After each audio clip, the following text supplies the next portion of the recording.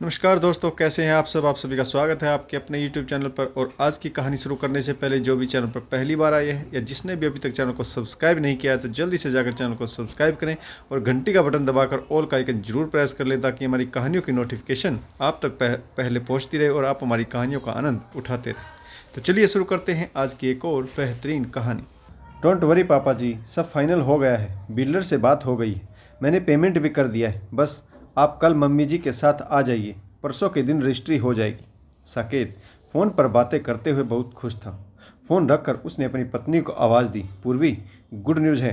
अपनी बिल्डिंग के B wing के सेकंड फ्लोर पर रीसेल में पापा ने फ्लैट खरीद लिया है। मैंने पेमेंट कर दिया है। पापा ने मेरे खाते में पैसे भिजवा दिए थे। कल ही मम्मी पापा आ रहे, परसों रजिस्ट्री हो जाएगी। तुम छुट्टी ले लेना। अब मम्मी पापा हमारे पास ही रहेंगे, इसीलिए हमें उनकी चिंता करने की आवश्यकता भी नहीं रहेगी। पूर्वी ने लापरवाही से कहा, मार्च एंडिंग चल रहा है, मैं छुट्टी नहीं ले सकती। तुम पापा से कह दो कि रजिस्ट्री अगले महीने करा लेंगे। और वह किचन में खाना बनाने वाली चली गई। साकेत बोला, अगले महीने नहीं, मार्च में ही रजिस्ट्री करानी होगी। अप्रैल में स्टैंप ड्यूटी और फीस बढ़ जाएगी, इससे तो पापा का बजट बिगड़ जाएगा। साकेत ने मन ही मन हिसाब लगाया और पूर्वी को समझाने की कोशिश करने लगा। पूर्वी ने उखड़ा सा जवाब दिया, ठीक है, कोशिश करूंगी। साकेत और पूर्वी दोनों ही आईटी सेक्टर में काम करते हैं। 2 वर्ष पहले ही दोनों ने लव मैरिज की। पूर्वी अपने मम्मी पापा की इकलौती संतान है।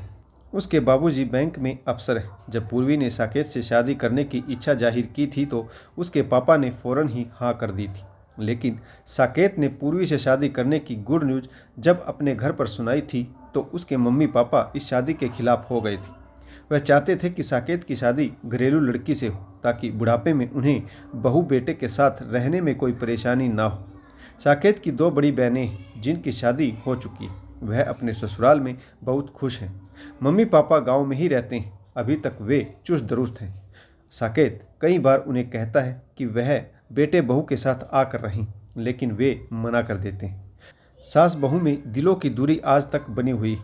पूर्वी भी सास से अधिक घुलना मिलना नहीं चाहती। तीज त्यौहार पर साकेत के बहुत अधिक जिद करने पर ही वह सिर्फ फॉर्मेलिटी पूरी करने ही गांव जाती है। बाकी उसे साकेत के मम्मी पापा और गांव से कोई लगाव नहीं। पूर्वी तो साकेत की बहनों से भी विशेष लगाव नहीं रखती, ना ही उन्हें कभी अपने घर पर इनवाइट करती। यही देखकर साकेत की दोनों बहनों ने भी भाई भाभी से दूरी बना ली। पूर्वी की अपने ससुराल के रिश्तों से दूरी बढ़ती जा रही, लेकिन मायके से उसका लगाव आज तक भरपूर है। साकेत कभी कोई शिकायत नहीं करता। वह अपनी तरफ से पूर्वी के मम्मी पापा का भरपूर ध्यान रखता है। उसके संस्कार उसे यही सिखाते हैं कि रिश्ता दोनों तरफ से अच्छा होना चाहिए। मम्मी पापा चाहे पत्नी के हों या पति के, उन्हें भरपूर सम्मान दिया जाना चाहिए। बेटे की खुशी के लिए साकेत के मम्मी पापा शादी के लिए राजी हो गए थे, लेकिन बहू को दिल में जगह शायद आज तक नहीं दे पाए, या फिर यूँ कहे कि पूर्वी ने उन्हें कभी यह मौका दिया ही नहीं। आजकल पूर्वी और भी अधिक ज़्यादा चिढ़ने लगी, क्योंकि उसकी सास इधर उधर रिश्तेदारों और जान पहचान के लोगों और नंदों के द्वारा उस पर मां बनने का प्रेशर डाल रही थी। अभी तक सभी की बातों को पूर्वी किसी तरह इग्नोर कर रही थी। हर दिन उसे किसी न किसी रिश्तेदार से सुनने को मिल ही जाता, अब तुम्हें फैमिली प्लानिंग करनी चाहिए, तुम्हारे सास ससुर दादा दादी बनना चाहते हैं। यह सुनकर पूर्वी और अधिक चिढ़ जाती थी। अभी तक तो यह सब दूर से ही था, अब पास आकर रहने लगेंगे तो कैसे झेल पाएगी पूर्वी उन्हें। यही सोचकर वह आग बबूला हो जाती थी। अगली सुबह साकेत ने पूर्वी को याद दिलाया कि वह ऑफिस से सीधा मम्मी पापा को लेने एयरपोर्ट चला जाएगा, और पूर्वी तुम भी घर जल्दी आने की कोशिश करना, मम्मी पापा के लिए कुछ स्पेशल बना लेना। परंतु पूर्वी देर रात घर पहुंची। घर में घुसने से पहले ही उसने सोच लिया था कि क्या जवाब देना है। दरवाज़ा खोलते ही साकेत गुस्से में उसे देख रहा था। हद करती हो पूर्वी, तुम्हें बताया था ना, फिर भी तुम लेट आई हो। मम्मी पापा कब से तुम्हारा इंतजार कर रहे हैं।